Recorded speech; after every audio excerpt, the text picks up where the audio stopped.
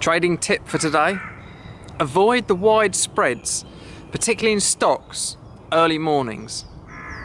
So I learned this a few years ago. What happened was, if I'd be using a setup, a strategy, I'd be in a trade with a fairly tight stop, then what I'd find is I'd wake up the next morning only to realise that when the markets opened, I'd have been stopped out of the trade, and yet the prices hadn't actually touched my stop loss price. But what happens is,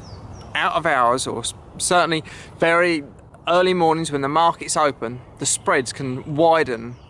quite a lot compared to how the spreads are throughout the rest of the day, especially in the smaller cap stocks. It doesn't happen so much in the major stocks, in the Apples, the Google, that sort of thing, but in the smaller stuff, the spreads can really dramatically widen. So how can you get around that? Well, what I did was each evening when the markets were shut, I'd widen my stop loss